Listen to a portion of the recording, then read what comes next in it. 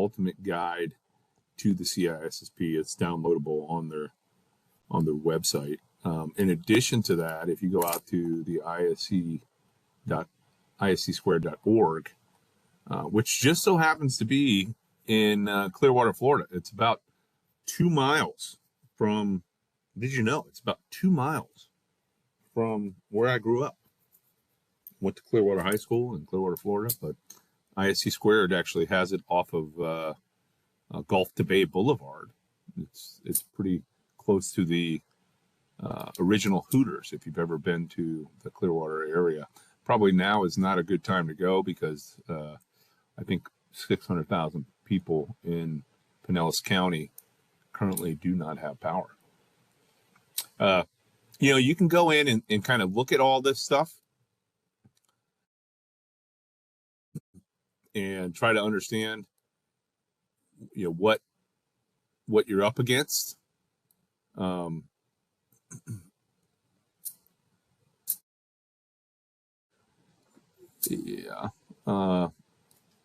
What's the process, the retake policies, all of these different things. So you can go and check this out. One of the things for sure is looking at the computerized adapted test here. If you've not taken a chance to review this, just some frequently asked questions that are available here are available for you to take a look at it. Expect that you're at least going to get 100 questions. I'd be surprised if your test ends right at 100. I'd be super surprised. But what we want to do is we want to take a look at this current outline. Okay. And the idea that I kind of showed you on the first day, it breaks it down by the various domains here. And, it really functionally puts you in a position where if you come out to this specific website right here, and there is something on here, by the time that you're ready to take this exam, there's something on this website in the outline that you can't say 5 to 7 words about it. Like, let's say data states, for instance. Do you know that it's data in use, data in transit, data in rest? If you can say 5 words about that, then you transform and move out. Do you know anything about data loss prevention, DLP? If you're into security architecture, what about defense in depth? The idea of zero trust. We talked a little bit about that throughout the week. Biba Las Vegas, right? Bell La Padula. The trusted platform modules, the trusted computing base, right? We talked about a lot of these things. We're about to jump into some additional things on cloud that we're going to talk about. The encryption. So what I would do if I was you is, I would download this outline, and with a fine tooth comb and your index, your stack of index cards right next to it, ready to take copious notes with those index cards. I would just take the time to go through and make sure that you understand each and every one of these things on as you're preparing, because let's say, for instance, that you have something that's on your exam that is threat and vulnerability identification. If you don't know what those words mean when you read this bullet, then shame on you. Seriously, if this is how you're going to be tested, like you're given the the sheet of music right here. You got to go out and write the actual notes and chords to that sheet of music. We've given you a ton of it this week, but now you got to go and memorize. And, you know, for me, I think that the 10 miles wide and an inch deep is really probably, even though it's so much information, like you guys are probably feeling a little overwhelmed, that's not even the hard part. That's not even the hard part with this certification. And I'm not looking to overwhelm you or make you upset with me. I mean, you know, I'm just giving you the straight dope. But to me, I think that this is something that each and every one of you is interested in. Otherwise, you wouldn't be taking this boot camp, right? So since you're interested in it, it should make it easier for you to learn it, not with the mentality that some people go into this and just like, you know, you have to get this for your job. This is more about, you know, career move for you, where now not only based on your academic credentials, but now, you know, the industrial standard for cybersecurity experts is the CISSP. And so that immediately you get that ace of spades, you're like, whoop! You put that down on the table and you're like, yo, not only do I have all of this academic background, but I also have this card here that, you know, I'm putting on the table. And so since you want to do it, that 40%, 10 miles wide and an inch deep of that book in the common body of knowledge is a big undertaking. But as you go through and look at these 8 domains, you're going to see that there's probably 60 to 70% of the things in it that you're just like, you know what? I remember this one time when I was at this job that we did this thing, and it's, you know, loosely coupled to that. So if I go in and learn a little bit more, it you know, 60 to 70% of it, but it's almost like a you know, reeling in a fish, right? When you first get it, super easy. It's easy, super quick to reel it in. But then when you get it close to the boat, it's like, you know, you got to really, really, really crank that bad boy in order to, you know, get it into the boat. And that's that last, you know, 30%. But for me, the most difficult part for people preparing for this is being a good test taker. Being a good test taker, because ultimately that's what it comes down to is, can you eliminate 2 answers? And that's one of the reasons why you memorize all of these acronyms. That's why you do your due diligence, making 200-300 note cards.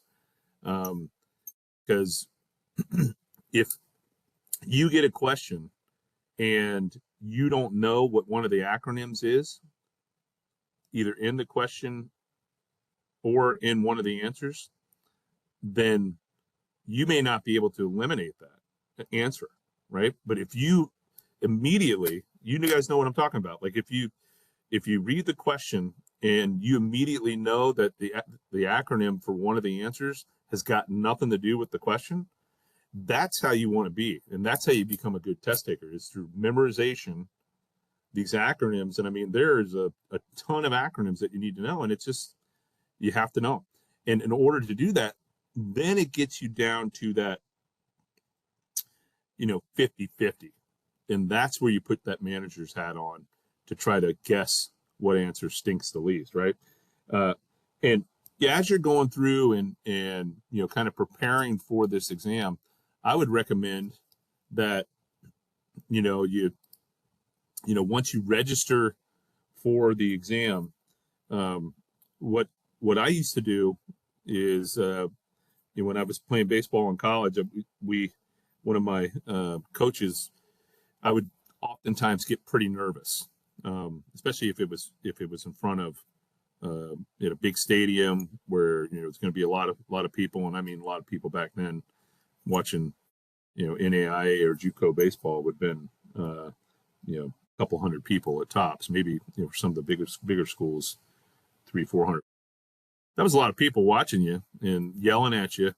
But one of the coaches that I had said, you should go to the field the day before, or get there early. That way you can kind of familiarize yourself with the field. And so what I recommend to people typically is wherever you are planning to take this exam, that you either go and do some recon, beforehand, whether it's a day before or a week before or whatever. That way you know the timing of, how long it's going to take you, because sometimes Dr. Google and Google Maps isn't accurate, and you might have to take a back road or something. So that's one thing, is to know the timing of it, but also familiarize yourself with the facility itself, because when you are wanting to get there, you don't want to have to actually have issues or feel uncomfortable with being nervous about the environment. So you can remove that variable completely from anything that you're doing. Hopefully that makes sense, what I just said. So let's take a look at this ultimate study guide to becoming the CISSP. So show them that you're an InfoSec expert, bro. Did you know all of these things are true about the CISSP? The training and exam, typical training course can be up to 40 hours, which is what we're doing this week. It ranges from, 5 days to 12 weeks. 12 weeks would suck, having to do this for 12 consecutive weeks. So that would kind of suck. Not, 8 to 5, but, at nighttime for 12 weeks, it may get you in a position where you could. 150 questions, the idea of 3 hours, you got to get a 70 or 700 out of 1,000. That is what I'd be focused on. There's gonna be a time when you're taking this test that some of the test questions are going to take you 2 or 3 minutes to answer. And what I would recommend is that you don't spend a long time on any question. So if you get one that seems simple, definitely thank your lucky stars out there and pick it and move on. Don't spend 2-3 minutes on easy ones, because there's going to be ones down the road that are going to take you a long time to complete. And long time meaning 2 to 3 minutes is what I'm saying. But there's going to be a ton of them that, and I'd say, if you get 150 questions, there's going to probably be 75 to 100 of them that are going to be within a minute that you're going to be able to answer them.